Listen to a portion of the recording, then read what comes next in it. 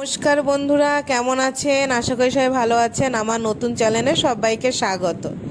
আজকে পটলের একটা নতুন আইটেম করব। আপনারা খেয়েছেন মনে হয় এর আগে।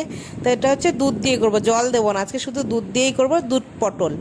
তাহলে পটলটাকে সুন্দর করে আগে কেটে নিয়েছি, পটলটাকে আর আলুটাকে লম্বা লম্বা করে দিয়ে এবার ধুয়ে তেলের মধ্যে পটলটাকে ভেজে নিয়েছি, আলু আর পটল একসঙ্গে দিয়ে। এটা যখন ভাজা ভাজা হয়ে গেছে, খুব ভাজা দরকার নেই, হালকা যখন ভাজা হয়ে গেছে তখন পোস্ত আর কাঁচা লঙ্কা বেটে নিয়েছি, সেটার আপনাদের দেখানো হয়নি।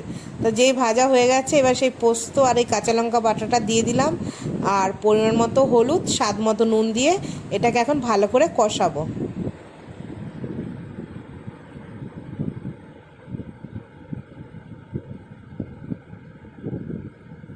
পটলের অনেক ধরনের করে খাওয়া যায়, তবে দুধ পটল আপনারাও হয়তো অনেকে খেয়েছেন, তবে এইভাবে একবার করে দেখবেন, আশা করি ভালো লাগবে।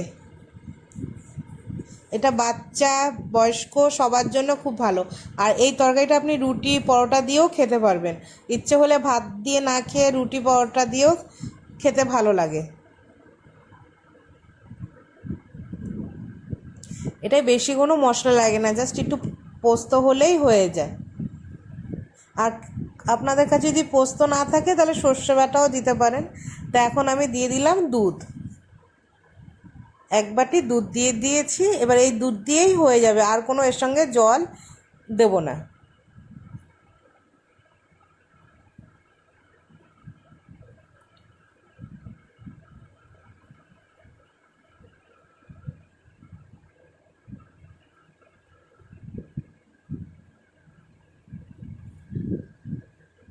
তো এবার এটাকে দুধ দিয়ে দিয়েছি, দিয়ে একটু ঢেকে দিয়েছি।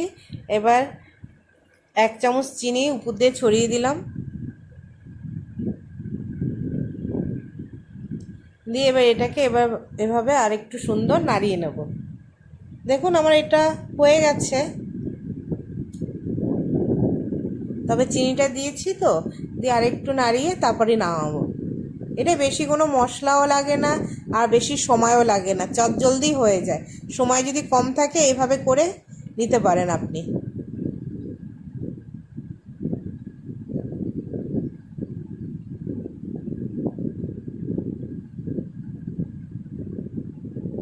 যদি ধনেপাতা থাকে এর উপর দিয়ে একটু ধনেপাতাও দিতে পারেন, তো আমার কাছে ছিল না বলে আর দেওয়া হয়নি। আর এটা দরকারও পড়বে না, কারণ দুধ আছে তো, এইভাবেই ঠিক আছে। তাহলে এটা হয়ে গেছে, এবার নামিয়ে নিই।